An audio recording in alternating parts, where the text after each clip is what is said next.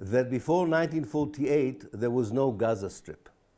The Strip itself is an Israeli invention. Gaza was a cosmopolitical town on the Via Maris, the road from Alexandria up to Alexandretta in Turkey. And because it was the main road on the sea, many people from different countries and cultures passed through Gaza and left an impact that turned it into one of the most cosmopolitical towns before 1948. It also had a very good system of a coexistence between Muslims, Christians, and Jews.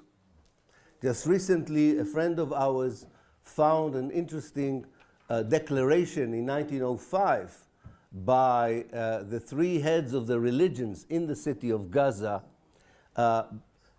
expressing their delight in 1905 and how well are the three communities deal with issues of friction, disagreement, and conflict.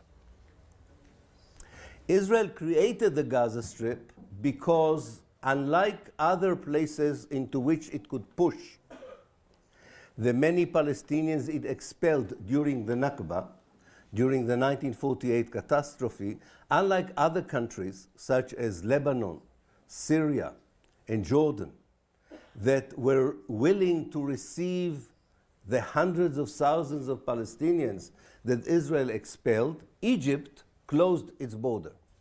Egypt refused to accept even one Palestinian. And because of that, the leader of Israel, the great architect of the ethnic cleansing of 1948, David Ben-Gurion, who ashamedly has a boulevard named after him in Paris, is a war criminal. And he decided that Israel is willing to give 2% of historical Palestine in order to turn it into the biggest refugee camp in the world. And that's how the Gaza Strip was created, by the Israelis as a kind of rectangle, a structure, a geometric kind of structure, into which Israel pushed the Palestinians from the central of Palestine and from the south that Egypt was unwilling to accept. The last group of Palestinians who were pushed into the Gaza Strip were those living in 11 villages on whose ruins, on the ruins of these villages, Israel built the settlements that were attacked on the 7th of October by the Hamas.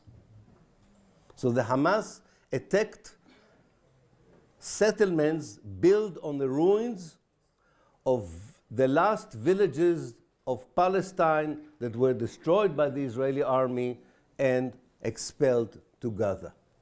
In the Israeli archive, we have a very known document called Order Number 40. Order Number 40 is from the 25th of November 1948, and it was sent by the Israeli Central Command to the commander in the area of Gaza.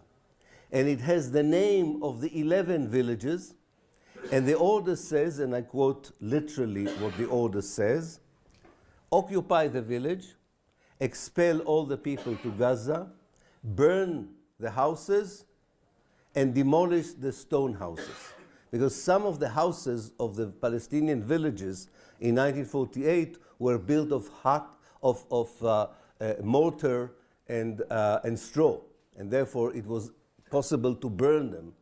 But the stone houses had to be blown up by the Israeli army. So one historical context we have here is a generation of grandfathers and grandmothers, fathers and mothers, grandchildren that live either directly or indirectly the Nakba of 1948 in a very vivid way on a daily basis, not only because they are thinking about Jaffa or they are thinking about Beersheba or any other place from which they were expelled, but also by watching the Israeli settlements on the other side of the fence from which most of their parents and grandparents came from.